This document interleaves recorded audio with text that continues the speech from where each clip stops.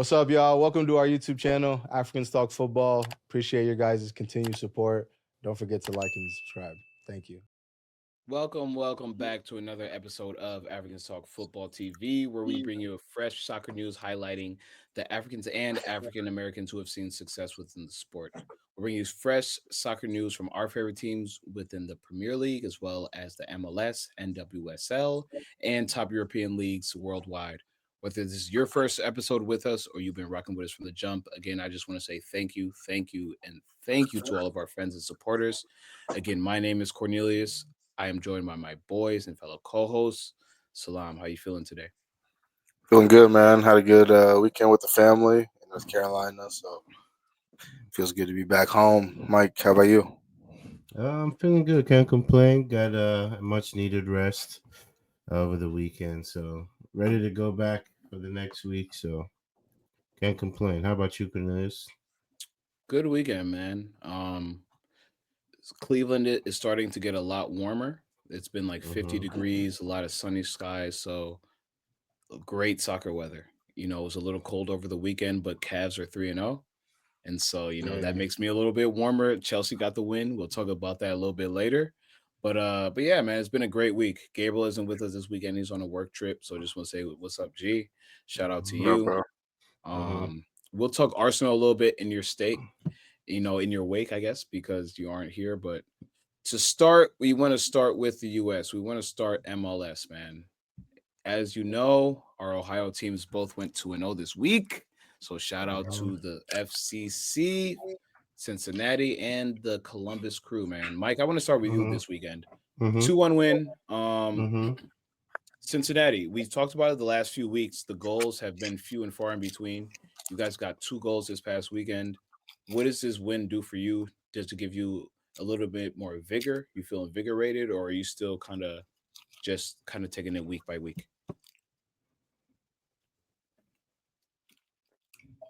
Are you talking Cincinnati or Columbus? Oh, sorry, Columbus. I'm sorry. Oh, okay. Yeah. I mean, this week's win was satisfying because after last week, frustrating loss. It was good to come back home and get the win and get it in a confession, get it in a convincing way. Um, I want to shout out a couple of guys on the team that have stepped up. Arvstein has been one of the bright spots for us in this last few weeks, and Zwartsky too. He's been used very well by with Nancy in his time at Columbus. I mean, he puts this guy. Sometimes I feel like he trusts him very. He's one of the guys he trusts the most on the team. He's played him at a lot of different positions, and the opportunity that he's given this guy, I feel like he's grabbed a strong hold of it and has taken advantage of it. And this week he added a goal, so I'm proud of him. Rossi had a very frustrating game.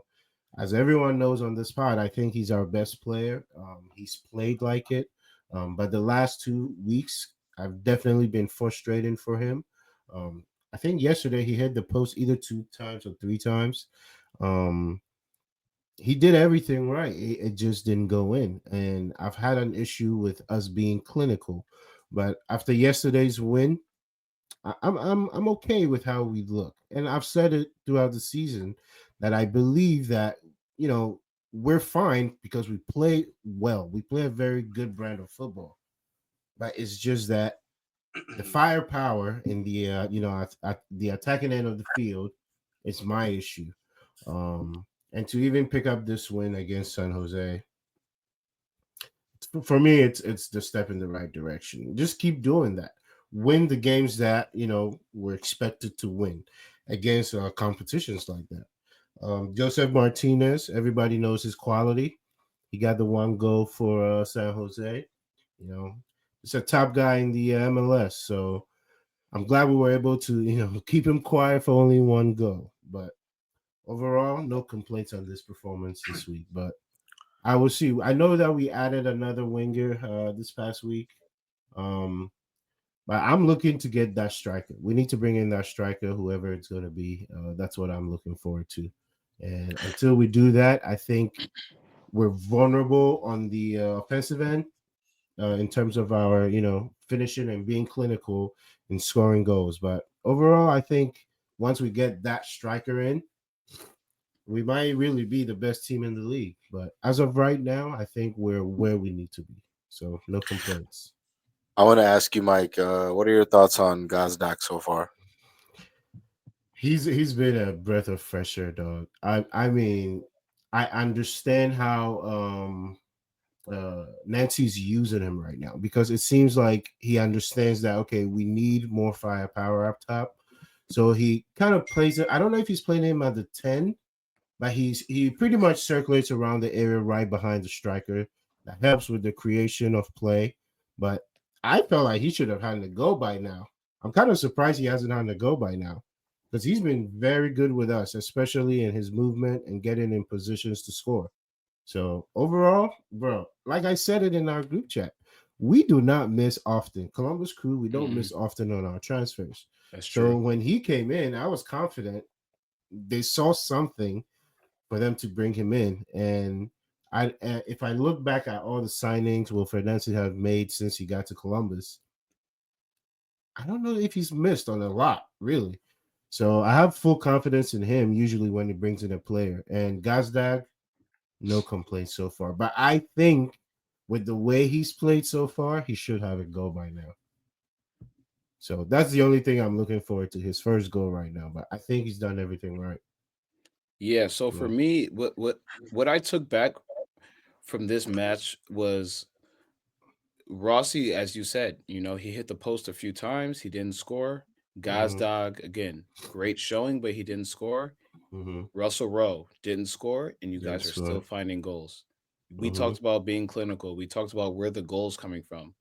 If you Mm-hmm. have these guys that are going to be able to pitch in goals, once Rossi starts really, really going, once Russell Rowe finds form, once these guys, get, they're running the league, I think you guys will be a formidable force. Like we talked Absolutely. about earlier in the pod and earlier, in the season, the East is strong, bro. The Yeah. top 5, 6 teams are going to be really, really strong. So I think if you're anywhere in that top 5 in the East, you're a team that could potentially go and fight. You know what I mean? And I Mm-hmm. had that Freudian slip earlier, but Cincinnati also had a 2-1 win. I want to switch over to Salam. I don't know if you have much to say about Columbus. Your neighbors to the north, but you guys had a really good win. Denke again. You've been gassing him before the season even started. Boy had a brace. Boy was talking Mm-hmm. loud, man. His goals were crazy. His second Yep. goal was insane. I know you want to talk about it, but bro, Denke is balling. Tell Yeah. me, tell Well, me about this yeah. since he went and how you feel right now.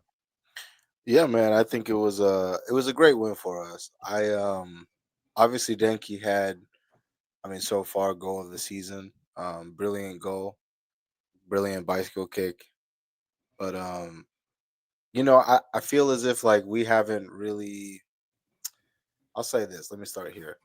One of the biggest things that led us to success when we won the Supporter Shield in 2023 was, protecting home field. Not really dropping points here in Cincinnati.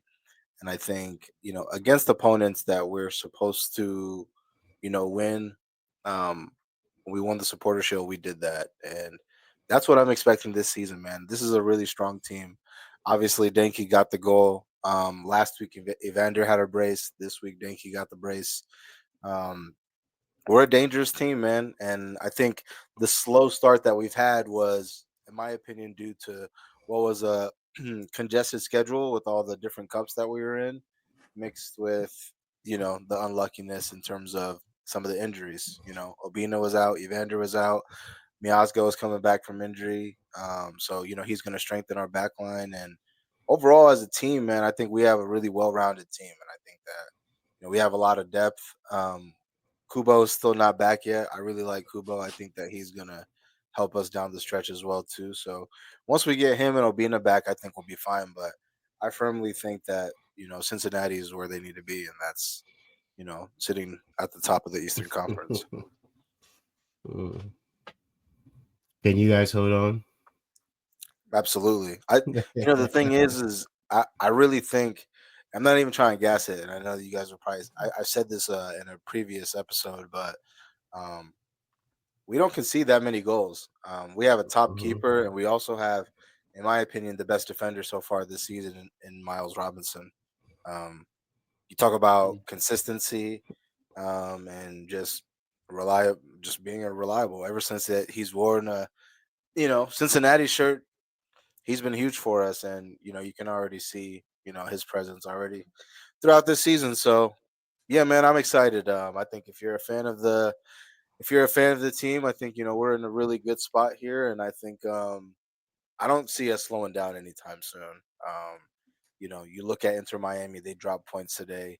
Hmm. The crew obviously are what they are. They're one of the best in MLS. They have a really, really, my opinion, probably the best coach in the league. But um, there is still question marks about where is that consistent source of goals going to come from. But you look at Cincinnati, it's like you look at Mhm. Denke, you look at Evander in the back, you look at what we got going on with Miazga and Robinson, and yeah, man, it's clear so far. When we're healthy, FC Cincinnati is the best team in the MLS. Interesting. Okay. Very interesting. No, I like to hear that. Mike, you got a rebuttal, or are you just gonna let him say that? I think history speaks for itself. I think for you to be the best, you got to be the best, and we've done that in the last few years. And I'm waiting to see FC Cincinnati do it. I think they're off to a good start, but as of right now, my only concerns for Cincinnati is possibly experience. Maybe them being having a team that haven't been together too long. Maybe they'll have to go through 1 year to see how they react to some of these pressure points in the season. Because when you get to the playoffs, it's different. Every game matters. You don't have time to drop a game here and there and recover later on. And have they gone through that to be able to say that, hey, we're the strong team that can take care of this league and be called the best in the league? Not yet, but we'll see what happens. I think we're there. We're that team, but I think they're getting there, but they're not there yet. I feel like one team that showed that that they're the real deal in the East was Nashville this past week. Hmm. They put up what 7 Yeah. Yeah, versus man. the Chicago Fire. Yeah, I was just about to bring that up. Honestly, I was going to bring up that there have been a lot of goals in Um, the MLS to start the Yeah. season. Last week, Hmm. we had Sporting KC versus San Jose. That was 5-3. LAFC Portland last week. That was 3-3. And then even when you look this week, both of you guys had 2-1 wins. Philly 3-0, Orlando 3-0, Nashville 7-2. Even today, Inter Miami, they lost to Dallas at home 3-4 though. So when you look at these goals, I think goals are coming. And we've been talking about Hmm. keepers not being very strong in this era of football, but honestly, I think there's just an abundance of very good, strong attacking players. Hmm. I mean, this Nashville game showed it 7 goals. Some Yeah. of it is because Chicago is, they're lacking in the back, but ain't nobody else put 7 against them this year. I think. Yeah. I think Hani Mukhtar is really having a season right now. He had 2 goals, I believe, last week, 2 goals this week. Henny is he's happy. Quietly. Honey Yeah. is Yeah. happy. Very, Hmm. very happy in Nashville, man. This Yeah. Nashville team. What do you guys think about that? I think, like you said, he's having a great season, but it's one of those things that when you've had the player around for so long, you start taking you start taking them for granted, because it seems like we Mm, see this week in week out. It's not a big deal, but for me, I have to give Sam Surge a shout out. 4 goals on the night, and these were all very good goals.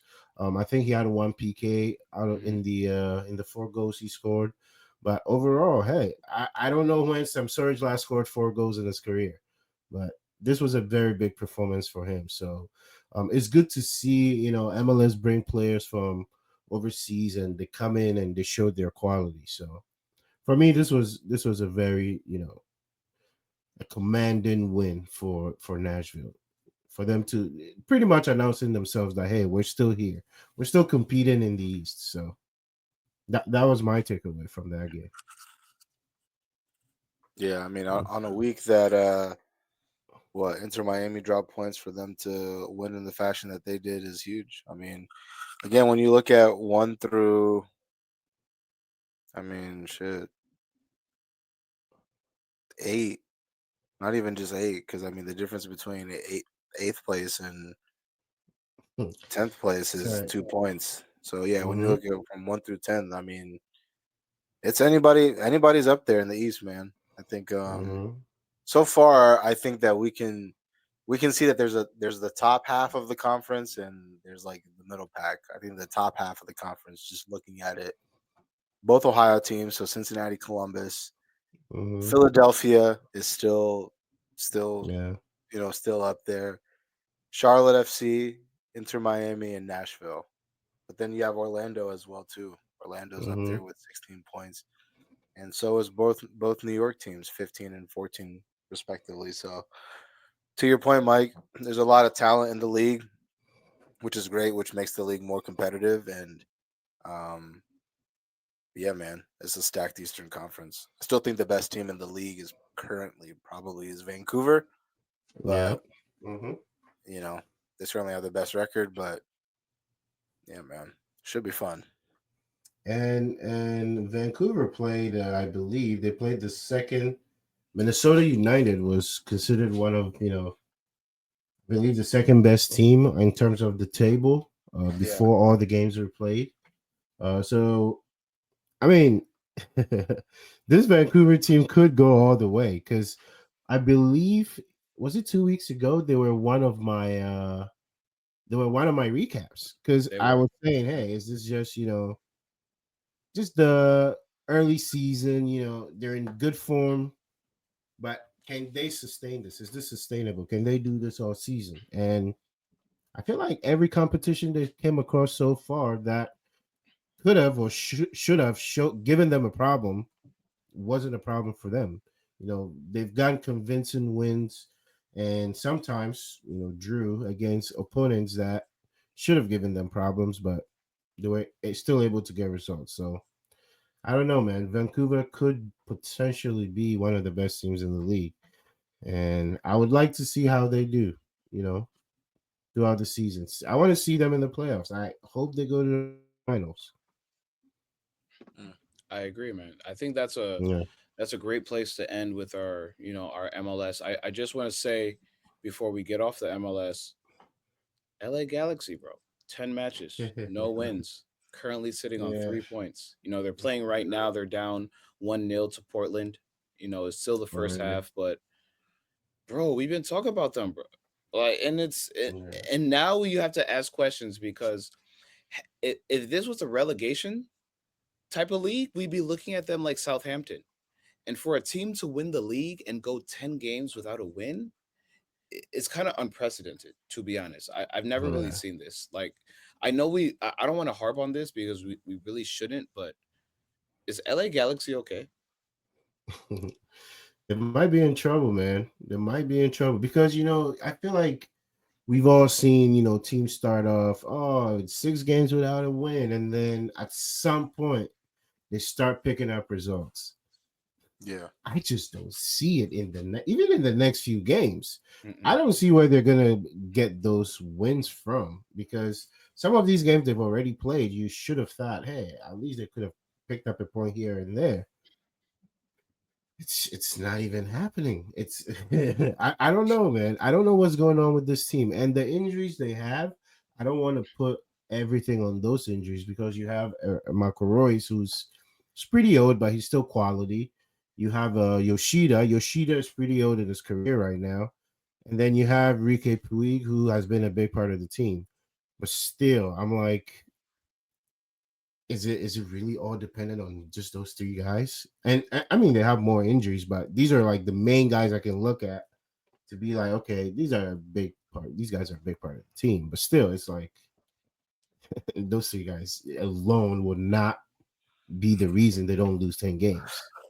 yeah. I don't know what you guys think. Though. No, I mean, I think it's definitely one of the biggest stories to start this MLS season. I mean, you talk about, just a few months ago, they were the best team in the league, and they won They won the MLS Cup, and I wouldn't even say like I don't want to take anything away from them.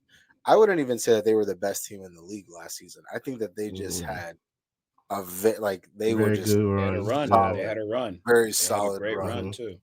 Yeah, great run. Didn't really, uh, slip up in the playoffs and then in the postseason, and then ultimately got Hmm.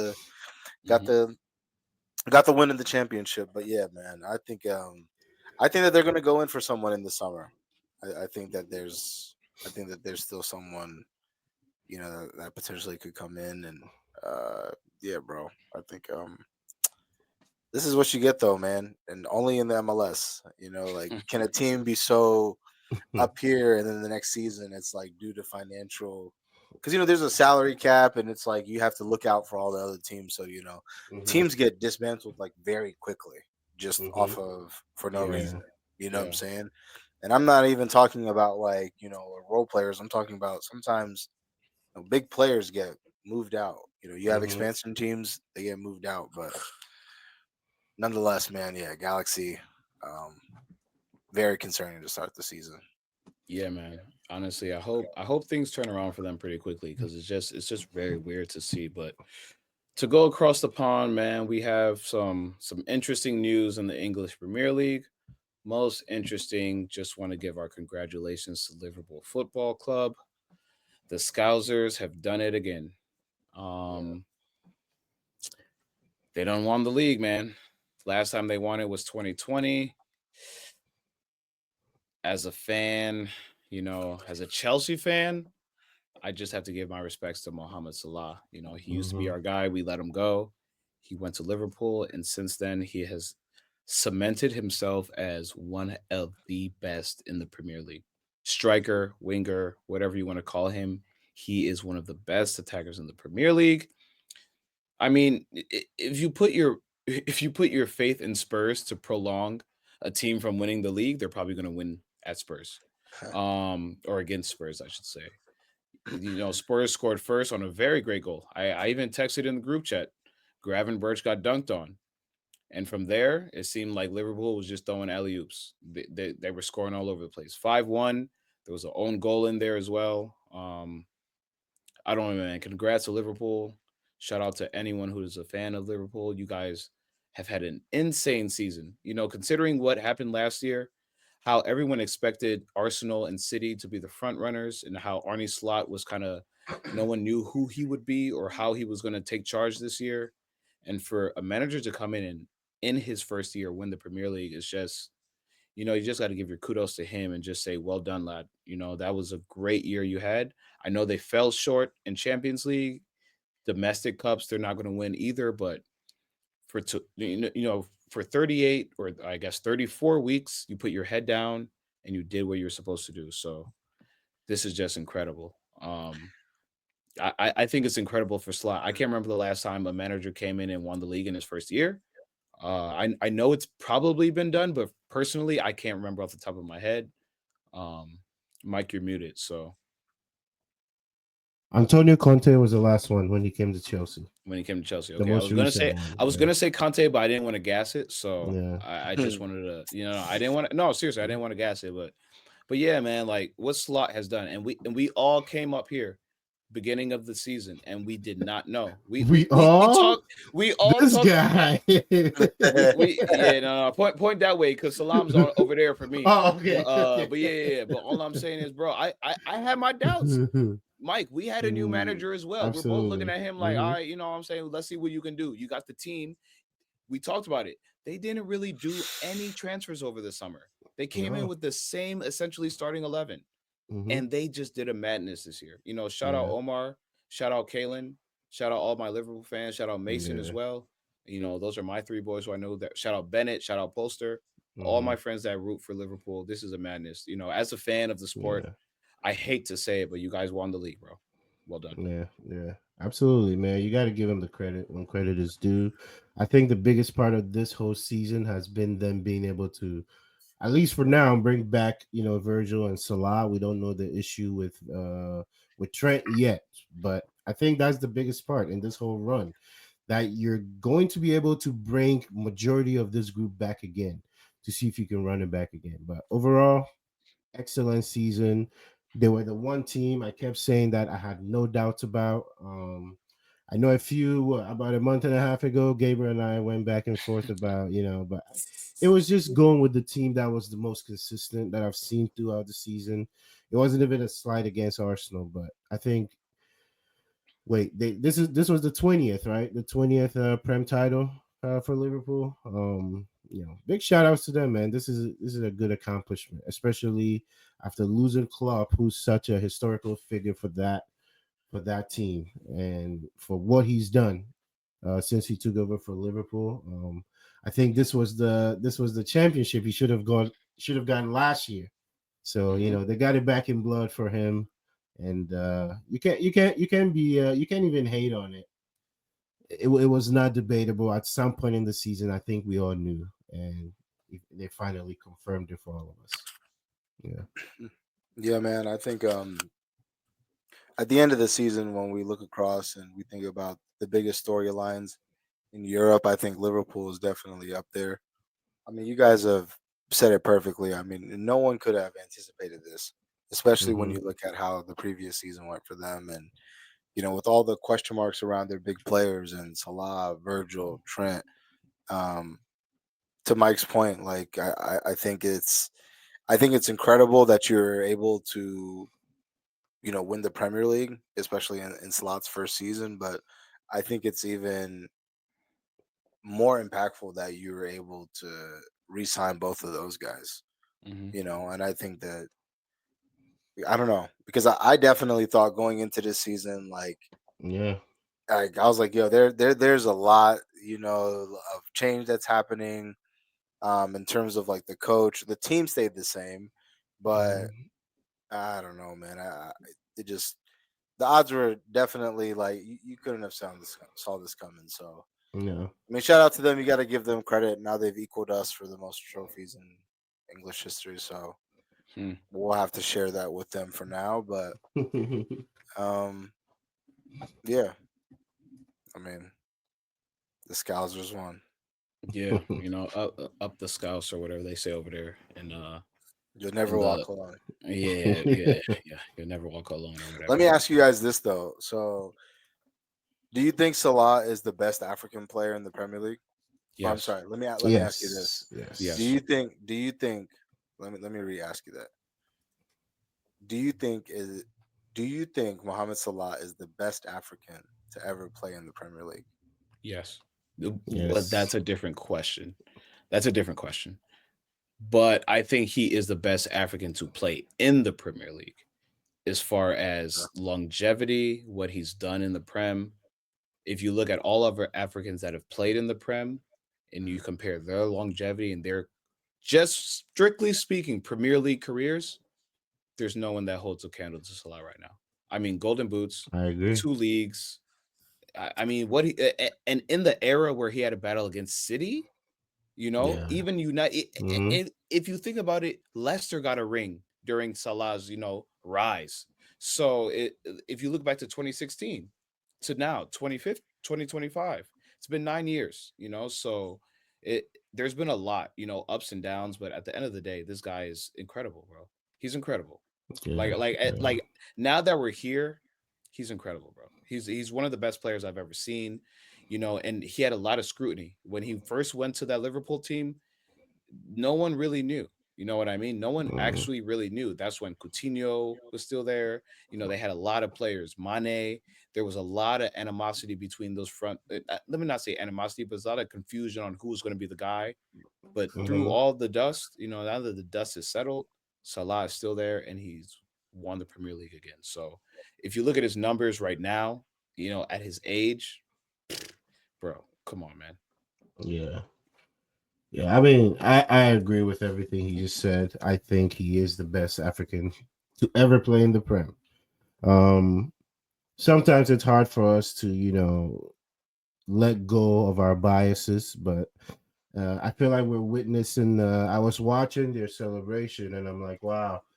we're really witnessing. I've witnessed Liverpool win 2 titles, in this era, this Virgil era, um, or this era of them having Virgil, Salah, and all these guys. And mind you, this is the second iteration of this team, because the first go around had um Firmino, Mane, Wijnaldum, Firmino. People have forgotten some of these guys have moved on too. Henderson.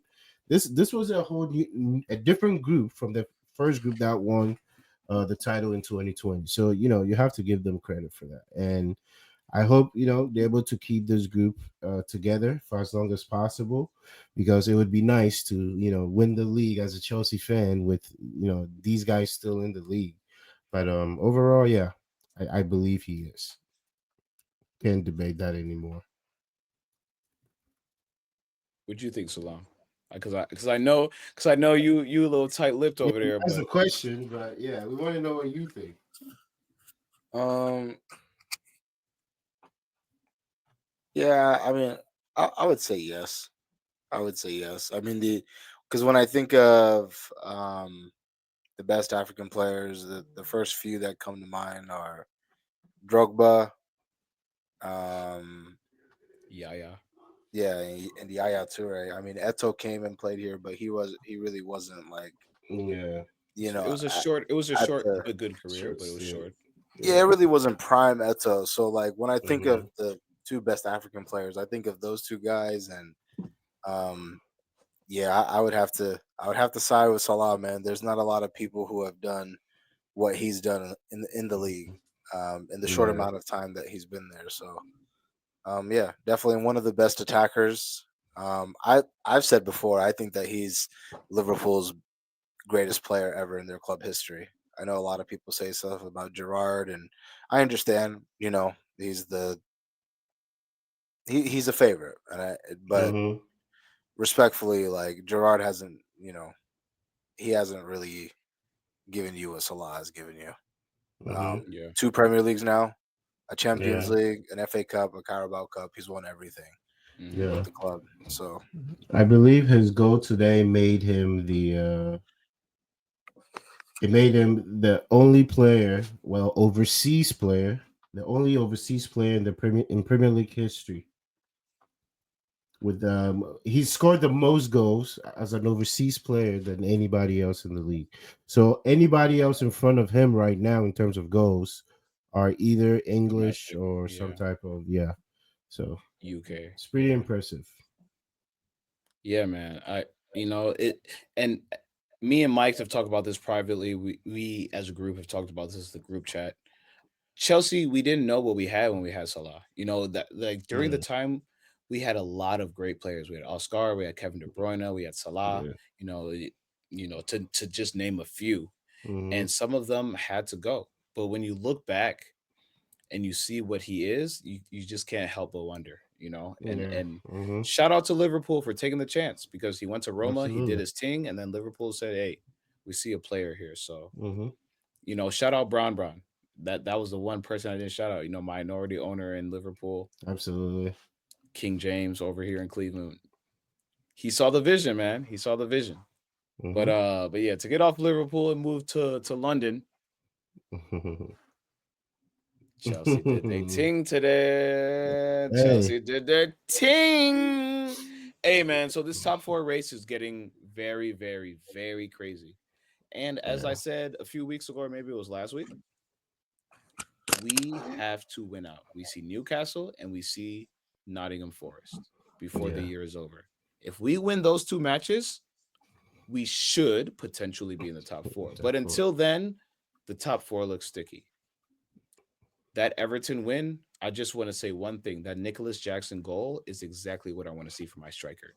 Touch, turn, hit, goal. Yeah. Touch, turn, hit, corner, side netting. That is what I want to see from my strikers, being clinical, knowing where the goal is, being able to feel the defender, turn him off your back, and strike the ball, knowing you're trying to hit the target.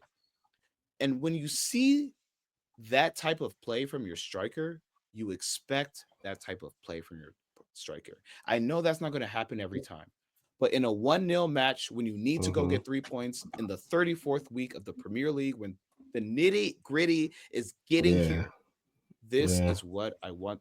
Mike, I told you last week, Mhm. these are the types of wins I want to see from my team. Mhm. Even if we don't get top four, even if we don't get top five, these are the type of wins I want to see from my team. I don't know how today made or yesterday made you feel, but again, to reiterate, these are the type of wins I want to see from Yeah. my team. And I told you guys last week, Everton these days is not a cakewalk. Um, so for me, my biggest takeaway from yesterday's game, the win, first of all, the clean sheet, being able to hold on to that 1-0 lead. Well, big shout out to Sanchez. Yeah, I well I done. I give him a lot of slack, but he made some big saves at the end of that game yesterday to keep the score 1-0 and for us to, pick up all 3 points. So a big shout out to him. But overall, I want to talk about our energy. Mhm. This was the energy we kind of started the season with, and then we kind of lost it. So it's good to see that these guys were running around. The sense of urgency was back. And that to me was what I walked away with this win. Like I've said, I think yes, this week was fun. The problem is we got to go do it again next week. This time it's against Mhm. Liverpool. Mhm. Like we are the part of the season where like the celebration, yeah, enjoy the wins. After we win, I want the guys to feel the emotion. But right when that's over, you got to remember that next week you got to go do it again. And that's all I'm asking. Enjoy the wins.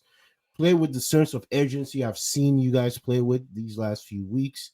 I know everybody's worried about Cole Palmer, but that should not be the focus right now. Right now, it doesn't matter who scores or who assists. We just have to get the job done. It was also good to see Agreed. Romeo Lavia. Mhm. He's been in and out of the lineup. I think Maresca really, really, really, really likes this guy because Romeo Lavia comes into the lineup, he throws him in, puts Caicedo on right back. I'm just like, my goodness, you must really, really like this guy. So, I mean, it was good to see him, man. The quality is there, man. Can you stay healthy? If it was up to me, let's manage his time like we did with Reese. Let's try to manage him as much as possible. But it was good to see him. I like the energy I saw yesterday.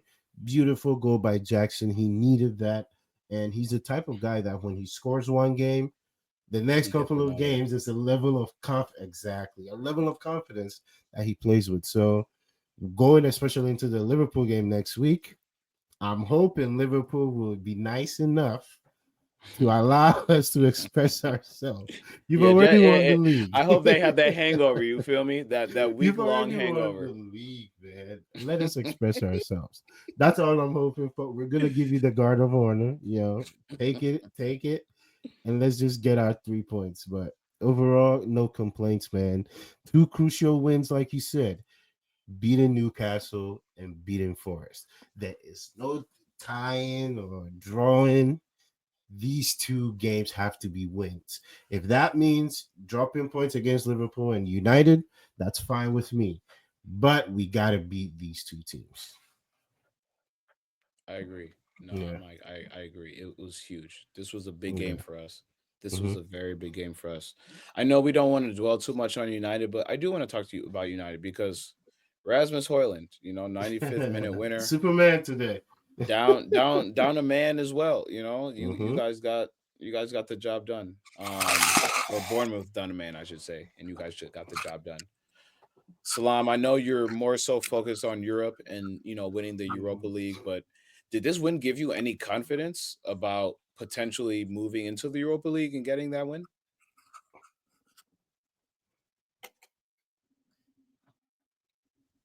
Or No. you just gonna stare, huh? Hold on. Can you guys hear me still? Yeah, we Yeah, can we hear get you. it. Okay, my bad. Um, to answer your question, Cornelius, no, I didn't get anything from this game. I think just like last week, this was formality. Wait, before you continue, does any of these Premier League games, do you think any of these games matter I like the rest these of are the games? this is formality. This is Okay. formality. I think if anything, I was actually a little concerned when I saw the lineup because came out very strong. I mean, I know that we have a lot of injuries, so we don't really have the luxury of. Oh, you just cut out.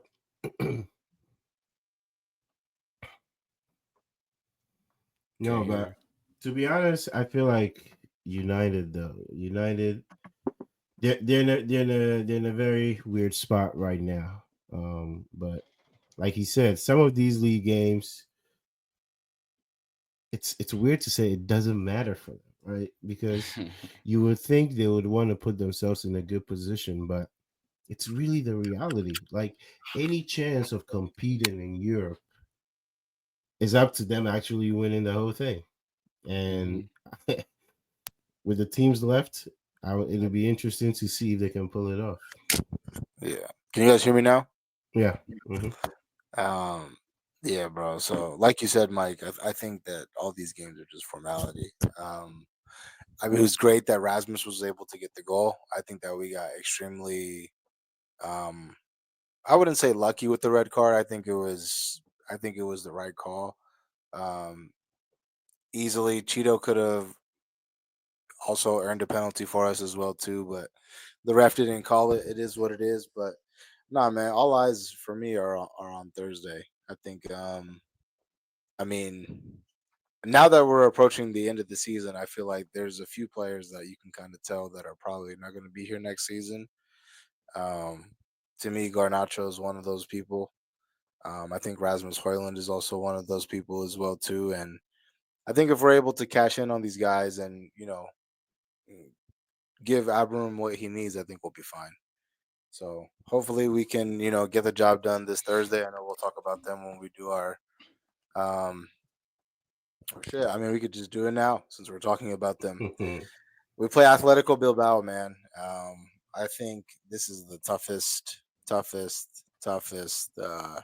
matchup we've had. I know I've said this probably a lot of times throughout the season, but this is the biggest game of Most our important season.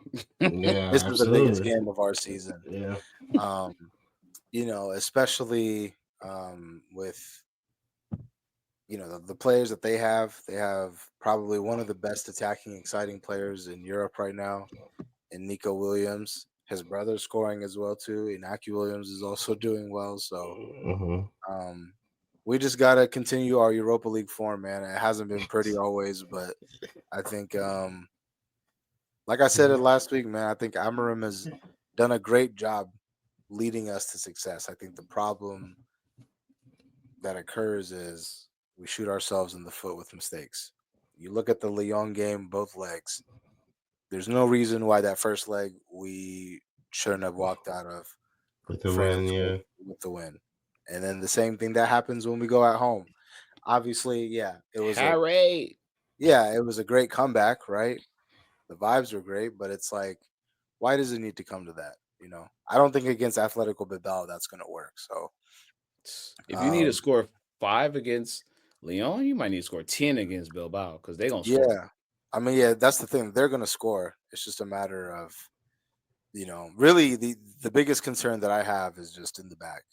Can we not avoid mistakes at all? Even when I look at the Semenyo goal today, and I really don't even want to pick on just like Onana, but like I just look at the decision making that we make. Like if you watch the goal back from today, Onana's we're about to build out. Onana's square with Euro and whoever the center back to the right of him is. He gives Euro this like difficult pass to grasp. Euro plays it to Luke Shaw, which Luke Shaw had probably the worst performance I think I've seen this season. You could clearly tell that he was not uh, Yeah. where he needed to be physically. He just looked like someone that had been out for a while. So hopefully we don't see him against Bilbao because if we do, yeah, Williams is going to cook him. So, but then again, that's someone again that I would like to see leave this summer. And yeah, bro, um, I'm going to go with a draw in the first leg, and I think in the second leg is where I think we'll advance. Are you guys at home in the second leg? I believe so. Let me see. Let me check with you one second. I know we're on United, and I know Salam's checking this, but Salam brought up a specific player that I want to ask you about, Mike. Antoine Semenyo. 9 goals, 4 assists in the Premier League this year. Mm. Where do you want to see him on Ghana's team? And how do you feel about this young new resurgence? I know we're talking Prem. I know we're not talking, but Mm-hmm. I'm looking at Ghana specifically because we've talked about them, and Ghana has a lot of good young stars. 23, Yeah, 24, 25. They're all balling too. I agree. Across the Premier League and worldwide, they're balling. Mm-hmm. There's a Mm-hmm. lot of talent in Ghana right now. So with Semenyo specifically, how do you see him fitting into this Ghana team? So far the way they've been using him, I like it. He's been one of our two pairing of starting strikers, and I like the fact that they've been playing him. He started very slow, but in the last few games he's came on, and I think the next step for him would be going to one of these top six clubs. I think he can hang.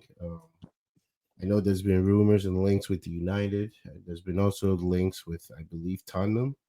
I might be wrong, but there have been some links, and I think the next step for him will be to take that step. But also, it'll be wise for him to really evaluate the team he'll be going to, Hmm. because Hmm. you have a great situation at Bournemouth. I, you know, sometimes it makes sense to hang around a little bit longer than you would like to, but I think he's ready for the next step. But it only depends on what team he goes to. You Especially have going, to be wise about the team you go to. Agreed. yeah, especially going into a summer next summer. It's the World Cup, so like Mm-hmm. you want a Yeah. stable situation. But no, yeah, he's Mm-hmm. one of the players that we're linked to. I think that he would definitely help our team. One guy Yeah. that's really heavily linked with our team is Cunha from Wolves, and I Yeah. think Hmm. that I was he'd gonna be. ask you about that. How do you feel about that? I like it, man. I think he'd be a big upgrade for us. I think that he would bring a different dynamic to the team. Do I think that he's um like the final piece? No, but I Mm-hmm. think that I think that he's a good person to build around and continue to a good piece to bring in. And To add on to we got to add more pieces, obviously. But no, I like what he offers, and then I think that we need more attackers with this profile, people that are up for it, hungry, and want to make the. You think about it, man. He's really had a crazy season. Like he Cunha, yeah. has. He he's has. really kind of Paid and bro. He's crazy. Yeah. made a name for himself, like really this season. Obviously, like we recognize like his talent and everything, but Mm-hmm. I look at him and I'm like, wow, bro. I really didn't think that you were really like that, and like Yeah. you're Yeah. you're kind of everywhere. You do everything for Wolves, and it's like Mm-hmm. some people always give him, it's like, well, he's the best player on a bad team, but it's like, Bro, he his gets talent, called up from Brazil. He's getting yeah, like called. Yeah. To be the his best talent, player on any team is still you're the best player on that team. no, Exactly. right, and I think his talent speaks for itself. But I just look at guys like him, guys like Rafinha, like you talk about like completely redefining Mm-hmm. your kind of Career. Yeah. your career, like at a point like bro, Rafinha was playing for Leeds, Mm-hmm. Cunha was at He, Atletico Madrid at one point. I don't know if Yeah. you guys Mm-hmm. Oh yeah. remember Yeah. I knew that. that's mhm. where he came Like, from. Yeah. yeah, and then he got this move here to the Prem, and it was like, like it didn't work out, and it's like now Mm-hmm. you're looking at him, and I'm like, wow, you're linked with United. Like that's how well you did. So Mm-hmm. yeah, shout out to I, him, man. You got to give him credit. He was going to be one of my shout outs actually this this week, There's but another question I wanted to ask you. I heard Berbatov's comment on mm, Osimhen and Delap. Delap was one of the guys you guys would link to as well. yes, Did you hear yes, those comments? I did, If you do, what is your reaction? What do you think? Do you agree? Do you disagree? Yeah, so don't quote me, but essentially what Berbatov said was you needed to bring a more experienced and seasoned striker like Osimhen because you have a young guy in Cheeto Obi.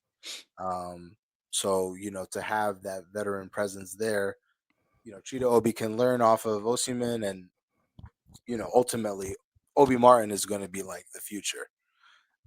Whereas you would bring in someone like Delap, and it's like you have another kind of project that you're working on. You have two young players in that mold. But no, I agree with Berbatov. I think that um, definitely. I think when you look at Obi, I think that he's a very raw talent. But I think that Mm-hmm. if he's able to learn off of someone, in my opinion, one of the best strikers in Europe, for a few years, I think that Mm-hmm. would be great because I think that I Yeah. love that we're trying to go down this route of like, younger guys, we want to Mm-hmm. lower the wage bill. I understand that, but it's like we still do need some experience. Experience. I You know what I'm agree. saying? The one position I feel like we have not gotten right is striker for Man United. For whatever Mm-hmm. reason, our strikers, the last striker that I would say worked out was I think Ronaldo worked out for us. Yeah. 17 goals. I mean, Mm-hmm. I don't remember the last time did someone did that. Zlatan was big for us. Cavani was good for us. Lukaku is good for Bonnie you was guys. decent. Lukaku was good for us too. Towards the Mm-hmm. end, obviously, Yeah, it didn't work out in the whatever. end, but I feel yeah. like he kind of became a scapegoat. But no, I mean when you look at our team, obviously Obi Martin is, that's the project there. Like we Yeah. should try and develop him, and I think Osimhen would give him um, just better game than someone like Delap. I think Delap is again like I He's don't still know, man. developing, man. I like him a lot, but for me, in my opinion, I would like to pair him with somebody that is also known, like an experienced guy. I Yeah. would pair Delap with an experienced guy, See, I don't but I see it like with him a Delap. lot. I don't see it with Delap at all, man. I think that he's a good player, but I just feel like he's not. He's He's bang average. he's I just think like he's bang average. average, to be honest. Like let me not say bang average because he's not. He's a decent striker, but Hmm. I don't think he I don't think he has elements to his game that when it comes to the top level, he's a game changer. And that's kind Yeah, of what you need at that Mm, position. okay. like remember like when Anthony Gordon came on into the scene, it was like Hmm. you kind of tell like okay, like there's something here. You know what I'm Yeah. saying? Yeah. And I'm using Anthony Gordon because like this is someone that we really like. You didn't expect him to Yeah. be No, like that's a great shot. That's a what great what shot. he Hmm. was when he was at Everton, and it's like when I look at Delap, it's like yeah, you came from City's academy, but and you played with great players, but it's like I'm looking at you, and I'm looking at our situation. I'm not saying that you're not a good player, but I just don't think that it's a right fit. I think that we need a seasoned striker, an experienced striker that can you know, manage the pressure of playing for a big club, but also can help a young developing talent like Obi Martin. No, I Okay. agree. I agree.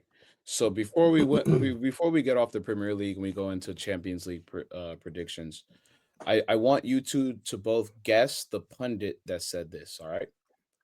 Crystal Palace is unbeaten in their last 6 matches, including an FA Cup win, taking them into the semifinals against Aston Villa.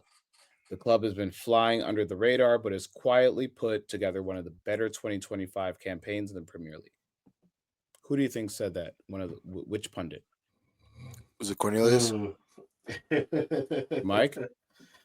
um, I'll go with you. Yeah. Yes, it was me, bro. Yes, it was me. This was my Premier League weekend recap on April 7th, two Okay. weeks ago, Mm-hmm. week 31, Mm-hmm. or 3 weeks ago. I've It's a been good trying shout. to tell y'all about Crystal Palace, man. I've been trying to just whisper about Crystal Palace.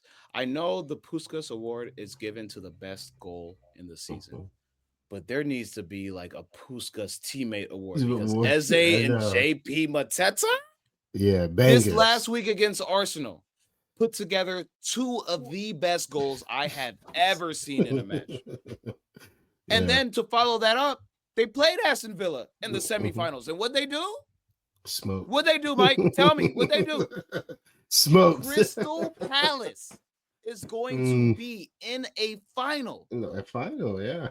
This and It's I their told third y'all one in their I club history. I told y'all before we started recording. I have a masterclass on Crystal Palace today because this is a testament to what good ownership and what belief does, bro. This is a team that is in London, Crystal Palace, a team that was promoted because because I was talking to my friends, not too long ago, and I said, "Yo, when we were kids, I had no idea what a Crystal Palace was. You told me Crystal Palace, I would have thought Disney Kingdom, literally. And now in 2025, this has been a club that has been in the Premier League for the last decade. They have stayed middle of the table, but they have continued to just pump out players. We look at Eze. We look at Olise, who is now playing for Bayern Munich. We look at Mateta, who is now one of the better strikers in the league with his head injury, with his bald head. He said, I'm a bald bandit, just like them boys over at Brentford. You feel me? Like this guy is just putting together match after match after match after match man. of just great performances. Right. And I know we talked about this a while ago. We said, would you take Matessa on your team?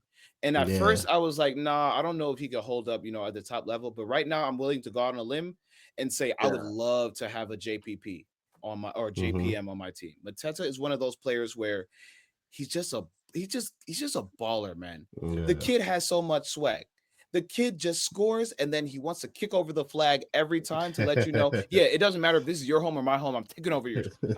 I'm running your trap, take over your trap. That's who Mateta is, man. And this Crystal Palace team, Eze is probably going to get a freaking statue when he's done. I hope he stays at Crystal Palace for the rest of his career because he's seen his friends come and go. But that guy is the heart and soul of that team. And now that he's finally healthy, he's getting his English call-ups. He's getting time on the English team. He's getting caps internationally. He's leading this Crystal Palace team, bro. I don't know what it is, man. If I wasn't a fan of Chelsea, I personally right now would be a fan of Crystal Palace because of what they're doing at that club. I talked about what it takes to be good. And Wrexham, like early shout out, but they're going to be my shout out later. I'll talk about them as well. But you look at Wrexham, what their owners have done. They, in 3 years, have had 3 promotions. You look at Crystal Palace and what they're doing. It's not that they're getting promoted or anything, but for them, like Mike said, to be in their 3rd ever final, it's incredible, bro. And for them to beat an Aston Villa team that we've been gassing on this podcast, we've been talking about this Unai Emery resurgence and how they're doing in Europe and blah, blah. No. We got to gas Crystal Palace right now. Or I'm going to do it because I know nobody else will. But this team, 2025, I've just been paying attention to them. They've been very decent. They haven't been high or too low, but they've just consistently been doing what they're supposed to do. And for me, I just want to give them their flowers, bro. This has been they've had an incredible week. They just had an incredible week. I gotta say something. It has been, and you got to give Glasner his flowers too. I don't know if you all remember if it was this season or last season, but one of the seasons I think it was the beginning of this season. They couldn't pick up a win. It was draw, lose, draw, draw. And everybody was like, oh, is it time for him to go? And one thing about Palace was that, they believe in what they're doing, right? We all think sometimes they should invest more than they do because we've seen talent come through. We've seen Olise, Zaha, Benteke's come through. We've seen a lot of great players come through there. And we look at them with the eyes of, oh, maybe if they just invest a little bit more. But they don't seem to do that. They believe in what they're doing. They brought in Ismail Sa. They brought in Nketiah this year. They brought in a Japanese guy. Is it Kamada? They brought him in this year. I mean, these weren't like sexy, transfers, but they knew what they needed. And it seems like it just got the job done. Bro, Ismail Sarr to me has to be one of the best signings this past year because it's not sexy. He's not on the top team. He's not banging, 15 goals, making noise. But that guy, man, he's made that team go. Like even when Mateta went out, played a huge role quietly. Nobody really noticed that Mateta was not playing because of what he did. So I agree with you, man. I think we need to give them their flowers, man. Going to the 3rd ever FA Cup final. I mean, hey, what you can't be mad at that, especially with the way the season have gone, bro. Almost lost Mateta. He's back to doing what he did. 2 absolutely worldies at the Emirates, bro. Come on. I agree with you. I'm right there with you. And I think Glasner should get all the praise as well because everybody was ready to let him go. Everybody was ready to let him go at the beginning of the season because they're like, oh, it doesn't seem like it's working out. And I'm just like, guys, they haven't given him a lot to work with, and he's doing the best with what he has. And eventually, I feel like everybody's bought in, all the guys believe in him and see what he can be, and they've turned out to be one of my favorite teams to watch this season. I've loved watching Crystal Palace this season. I'm not gonna lie, and I think we struggled with them. They were one of the wins we should have picked up earlier in the season, and we didn't. Eberechi at your goal, 1-1 at the Stamford Bridge. I'll never forget that. So I agree with you. I'm right there with you, man. I think they deserve their flowers.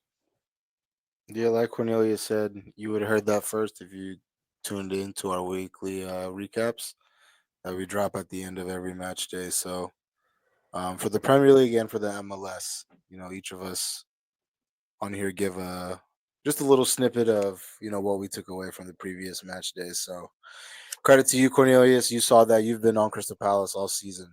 Yep. So yeah, man. Shout out to them too. Mm-hmm.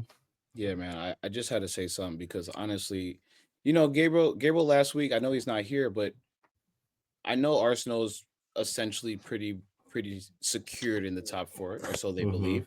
Mm-hmm. But he brushed them away. He brushed Crystal Palace away, and Absolutely. literally I've been watching them all year, and he laughed them off. I said, "Bro, don't think this is going to be an easy match, fam. I know Mm-hmm. City beat them kind of handedly the week before or whatever, but this team, when they decide to put it on, they can play with anyone in the league, Yeah, they can. literally anybody. So Mm-hmm. for me, I just had to say something because I actually watched that Arsenal match, man. I watched it, and I'm looking at these guys like, yo, I would hate to see them if I was in the top four for Dude, the I last was 4 weeks of so the season. salty. I would I hate was to see them. so salty I didn't get to watch it live because you guys know how much I would have been talking that game. I was so salty. I was watching the highlights like, oh, no wonder nobody said anything about Eze because that was a banger. Man, Nobody said anything. as And man, I saw my Tetas go. I'm like, oh, so this was what was happening. But yeah, man, he definitely. I don't think he was too worried about them. I mean, Arsenal right now, Champions League is their focus, and yeah, let's get into it, Mike. You can start it off, bro. yeah, Champions League. and man, that PSG game is going to be interesting. For how much I want to see Arsenal in the final, I think they have to talk to PSG. PSG really, have something to say about that, and I'm just interested to see this matchup because they've already seen PSG and they gave PSG smoke at the beginning of the season. They beat them convincingly. So I want to see if they can repeat it again. It's tough, man, to beat the same team 3 times in a season. And that it looks like that's what's in Arsenal's way. And I would love to see it.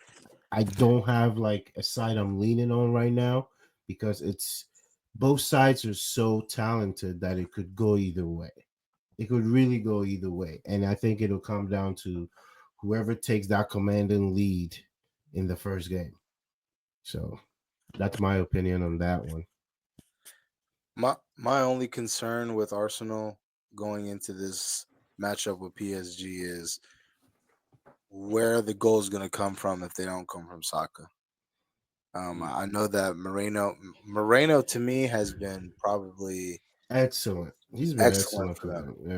Especially Definitely, not being a striker, Yeah, right. I mean, ever since Kai Havertz has been out, you talk about someone who's come in and given them clutch moments, time in and time out, and but again, I think I mean, you guys know I've been high on this PSG team. I think that they're one of the best teams in Europe. I think what makes Arsenal a very formidable opponent is that they're very solid defensively and they don't really concede that many goals. Yeah. So over Mhm. the course of 2 legs, that's where I think I guess I would kind of favor them defensively, but I think PSG will score, bro. I think they have a lot of young talent. Dembele looks great. Barcola is really good, and then probably one of the most exciting stories so far this season in Europe, do it, Desiree Doué. do it, Mhm. So Didi. Yeah, He not my another designated driver, but I guarantee you he my shooter. yeah, but yeah, I mean, definitely, yeah. French has another Mm, young attacker who is, absolutely. who looks great, um, and when I look at PSG's defense, Nuno Mendes, Hakimi, Marquinhos, the young Latin American guy, I forgot what his name, Pacho, he's been Hmm. solid for them as well too, and so I don't know. I just feel like I know what I'm going to get from Saka, and I think Hmm. that Saka versus Mendes matchup, you know, Oh yeah, it's gonna is be going to be fun a to good one. watch. But Yeah. I don't know. I'm just concerned about where the goal is going to come from. If it doesn't come from Saka, then I don't know. I don't think that. I Yeah, I don't just know. you got to put on another performance like you did against Madrid, Yeah, and can you do it 2 games in a row, or did you give everything in the last game yeah, or in the last leg? We'll see. Y'all know how I feel about this PSG team. I've been talking about Dembele all year. That's my guy. I love Dembouz. This for me is going to be a very very interesting draw because I feel like these two teams match up against each other very well. I agree with Salam. I think if they can neutralize Saka, it's going to be a tough day in the office for Arsenal. But I also agree with Mike. I think whoever scores first is going to be they're going to have the upper edge. You know what I mean? I feel like this Arsenal team, they haven't been there before. This is very new territory for them. So I feel like if they Yeah, score first, they have that confidence that we can do this. exactly. For PSG, I mean, this is a very young team, but when you look at their manager, when you look at who PSG is as a club, they're used to kind of being in these certain situations, even if they all haven't been there before. So right. there's a different level of confidence. So I think whoever scores first is gonna take the upper leg for me. Um, but yeah, I think this is gonna be a very, very interesting draw. Just The like I first think, game is at yeah, the yeah, Emirates. yeah. I think it's huge that it's going to be in England for the first match.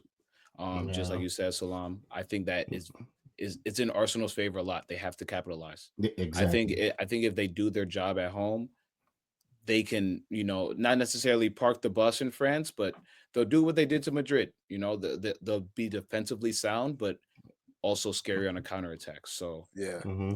I think you're right. I think that this kind of works out best case scenario for Arsenal because they show that they can go in after winning the first leg the way that they did. They show that they can go into a hostile environment and Hmm. you know And hold, yeah, yeah, be defensively sound. So yeah, man, it's really just gonna come down to. I feel like that first leg, man. We'll see how it goes. I don't yeah. think that they're gonna. It's gonna be a 3-0.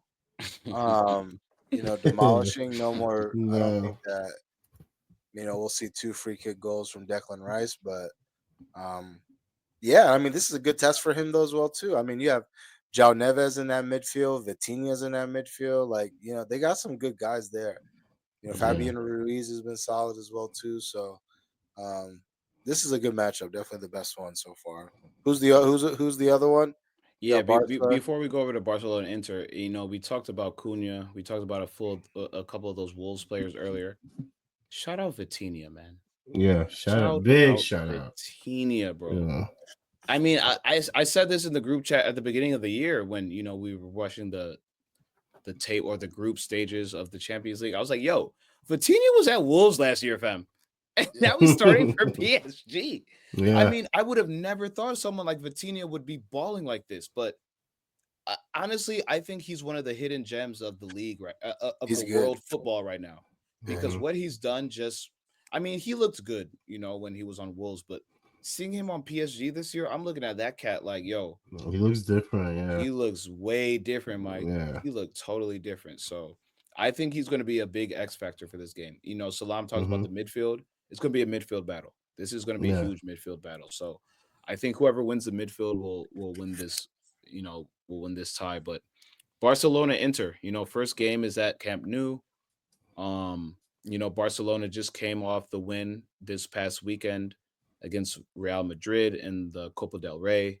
Exciting match, 3-2. hmm, Went into overtime as well. Kunde with the winner first goal for Barcelona, which is insane. He scores it in Copa del Rey.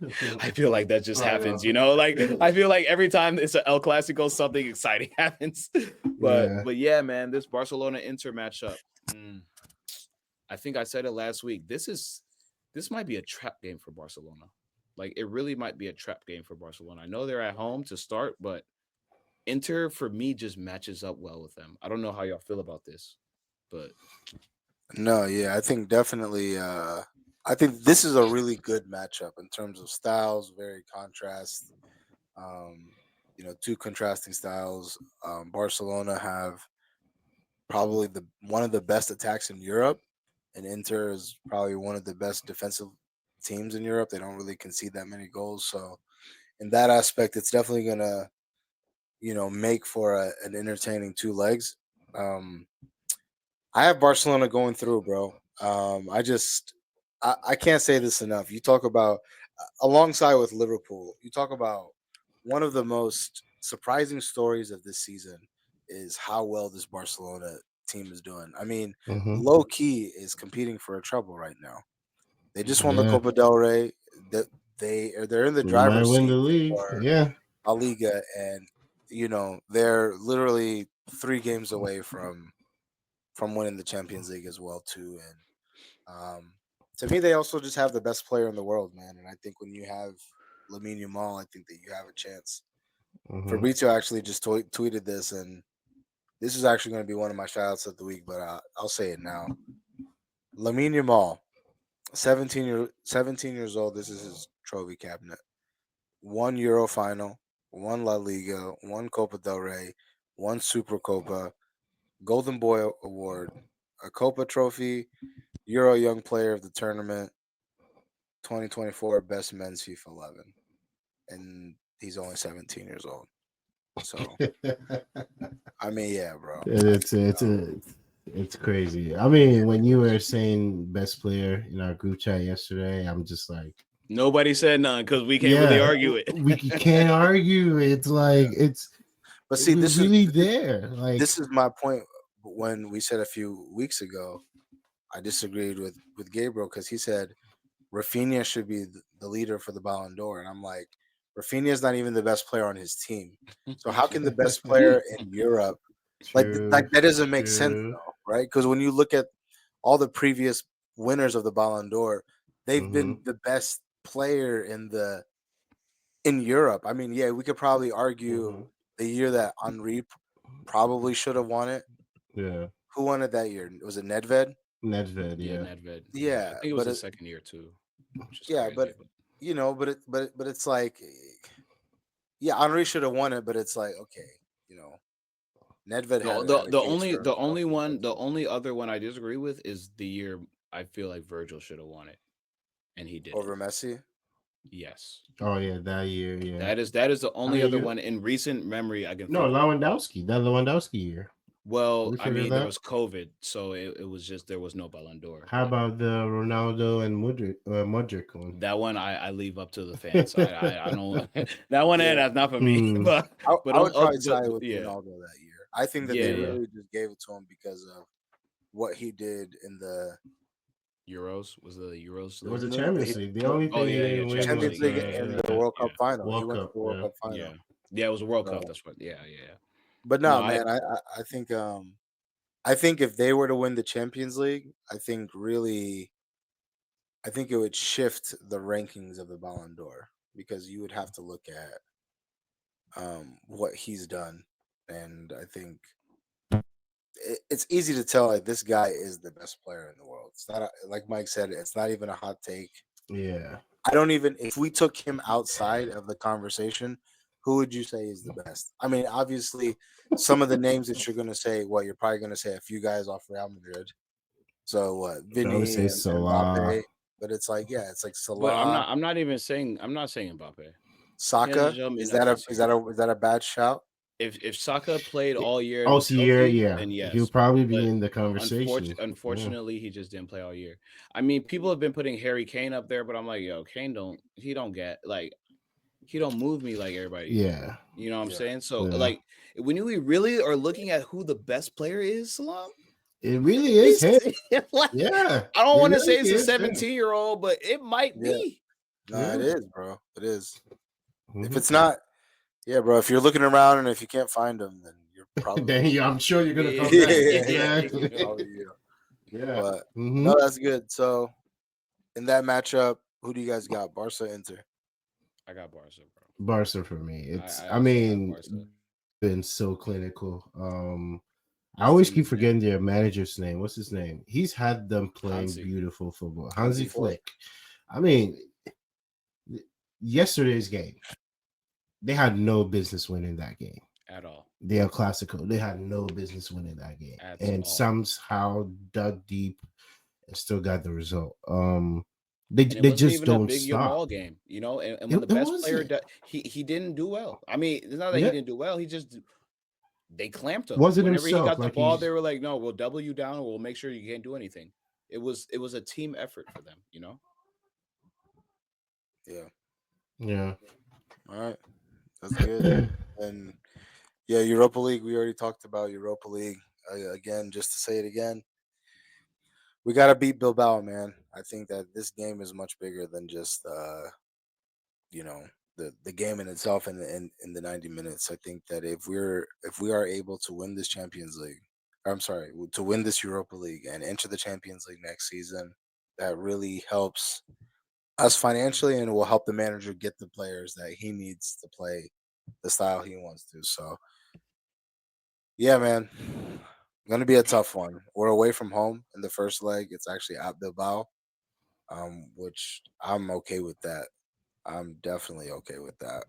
Mhm. So defend well like we did in the first leg, and then take care of business at Old Trafford. Hopefully, Rasmus Højlund can take the confidence that he had today in his goal versus Bournemouth and translate that to at least some chances created. Just create a Give chance us for us. something. So no, I mean, like Mm. you talk like this is your moment, bro. We need you to step up right now. Like, It's no Xerxes. no Xerxes, like Exactly. you are the only striker that we have, and the manager has shown for whatever reason he's not comfortable with just letting Cheeto get a chance, even in these meaningless Premier League games, which I don't get. Hmm. But yeah, man, it's a Yeah. must win for us. But how are you guys feeling? You guys are in the semifinal as well too. Yeah, we Yeah. are, but we do not play. I believe we play in 2 weeks. We don't Oh, you play play in this two week. weeks? Yeah, so we don't have a game until Sunday. Okay. Liverpool, yeah. No, we actually have a Thursday match against Djurgården, May Oh 4th. yeah. Wait. So so Mike, I wanted to ask you about this before we get into predictions because Chelsea have 5 matches in 15 games. Wow. 5 matches in 15 days. May In 1st 15 is our days. conference league. May 4th, we see Liverpool. May 8th, our second leg. May 11th, Newcastle, and then May 16th, Manchester United. Wow. So, earlier I was talking about how we have to win these Newcastle and Nottingham Forest matches. But at the end of the day, we also have 5 matches in 15 days. If you average that out, that's every 3 days a match. So Yeah. personally, I don't know how I feel about Conference League. I personally know that we're the better team and we should go ahead and try to win it all. But I would rather focus on the league personally. Hmm. So how do you feel about our next week? Let's just say. I think Conference League we've always played, the fringe guys that, don't normally play in the league. So just continue to do that. This team that we're playing, if we have problems with them, we do not deserve to be anywhere in the top four. I mean, take care of business in that. We don't have an excuse in that competition. I think we're not in a position where we have to prioritize, who's playing in that competition versus the league. I think throughout the year we've played, the young guys and fringe guys in that competition. Just continue to do that until the final, and then we'll see what happens. But in terms of the league, I mean, that's what I was saying when we were talking about Liverpool. I mean, I'm hoping because they've secured the league, they can finally maybe relax a little bit and let some young guys play or something, that would give us the advantage. But I'm confident in our next couple of weeks. I think the energy I saw on Sunday, if we keep up that energy, I think we'll be all right. I really think we'll be all right. If we keep that energy, we'll be all right. If we keep that sense of urgency, we should be fine. Because if you think about it, the two teams that are that well, the next three, the next three teams we play. If you think about the guys in the conference league, that should be a win. That shouldn't. No disrespect to them, but that should be a win. Liverpool, they're not really playing for anything right now. They've secured the league. We should have more urgency than Liverpool. If we don't have more urgency than Liverpool in that game, we don't deserve top four. And in the United game, they're not playing for anything in the league. If we can't secure that win, we don't deserve top four. These three games, those are the ones that I'm like, no excuses. There's just no excuses. So I feel good if they played the way they played on Saturday. Because remember, Saturday we were the first game. Everybody's watching. Mm-hmm. Woke up early to watch that. So if they didn't win that one, we'd be done. But in a position where we're lucky enough that some of these teams that we're going to be playing in the next coming weeks are not really playing for anything, or are not going to get in our way. Let's hope. Well, United can always play spoiler, but Hmm. That's so. we'll see what happens. You guys are gonna give Liverpool a guard of honor. Hey, you gotta We relax, will. bro. I think we will. We will. I was, you telling me to relax. You're the one that has to do it. Hey, You're gonna be standing up we, there. we didn't tell Spurs to say Spurs, man. to, Spurs. to donate their 3 points. They donated 3 points today. They just let them have it. Like, hey, Yeah, what? celebrate. Anyway, man, shout outs, bro. Shout outs. Shout outs. Yeah, man. I'll go first. I just want to double down on my shout out to my boy, man. My shout out this week is gonna be to Lamine Yamal. In my opinion, the best player in the world. Only 17 years old. Already has a Euro Championship, a La Liga, a Copa del Rey, a Super Copa. Was in the 2024 Best Men's FIFA 11. Had a stellar performance against Real Madrid this past week in the final, and is one of the big components of why this team has found success. And he continues to shine for Barcelona and for Spain as well too. And the kid's only 17 years old, man, and is clearly showing that there's really nobody else in Europe that's better than him. Yeah, the kid is special. Yes. Great shout. I have two shouts. First is to Nicholas Jackson. Welcome back, brother. Welcome back. First goal since his injury. Needed it. 100%. And my second shout out is to Wrexham FC. And most importantly, Robert McElney and Deadpool, Ryan Reynolds. Those guys bought Wrexham for pennies on the dollar compared to what they're worth right now. But it's not about that. It's not about how much they're worth or how much they're worth now.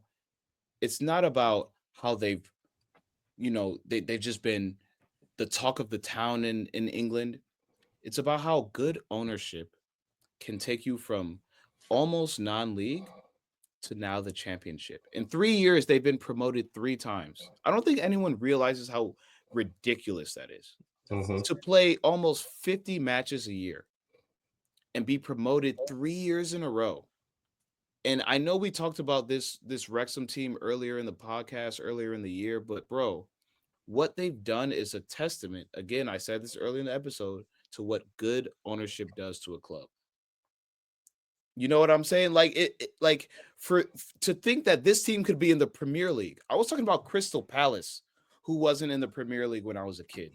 And now we're looking at Wrexham, who now is no longer a pipe dream, fam. Like, these guys are here now. This could be a reality. Yeah. This is like a real thing, bro. Like, we didn't know who Leicester was 10 years ago, and then they won the Premier League. And I'm Yeah. not going to say Wrexham going to do anything like that, but to see what they've done in the last 3 years is kind of incredible. Like Yeah. it's honestly like I've been telling people they're going to do case studies on this team. They Yeah. will. Hmm. They'll do case studies on this Yeah. team and they'll model teams after what they've done here. Because if Hmm. you listen to the fans, you listen to the city, you put an influx in money, you actually dedicate yourself to football. And people talk about American owners and how, Americans just want to come in and just rob the game. They don't know anything. No, no, no. This is a testament to what if you really care about the sport and you really care about what you're doing, Hmm. you don't necessarily have to be a football mind, but if you put your heart and your money and your care into it, fam, Yeah. you'll get the dividends on the back end, and it's huge, bro. So I don't know, man. Wrexham is crazy. Like this is insane to me. I've been following them. I've seen a few games. I'm about to even start watching their FX show. Like I haven't seen any I of hear them, the but show is now really good. I'm Hmm. so interested because it's gonna show them from season to season. And now that Yeah. they're in the championship, fam, like this is Yeah. crazy to me. So I just got to give them a shout out, bro. Yeah. I agree. I actually just forgot my shout out. So I'm just gonna, shout out my boys at CFC Chelsea Football Club. A big win. I was really worried about, this win because I felt like this is against an opponent that we should beat. So I'm glad they won. We didn't go over our Locks of the locks of week. the week. Yeah, but Oh Yeah, yeah, I was just gonna mine was go over trash. that. Yeah, mine.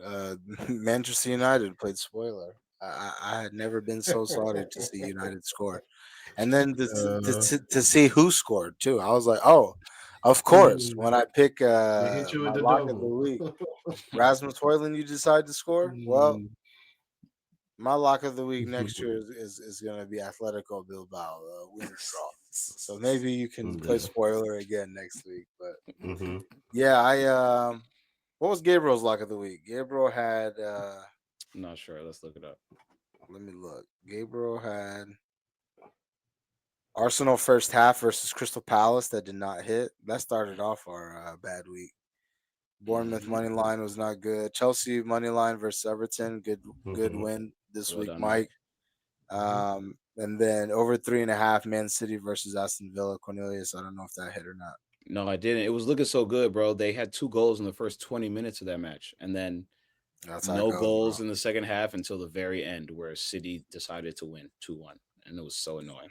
But Yeah, but but I felt that game was gonna have goals, but it be like that sometimes. yeah. Hmm. All right, man. Another Good one in the episode. books. Good episode. Another one in the books. Season's coming to an end, guys. Or at least in Europe. So Mm-hmm.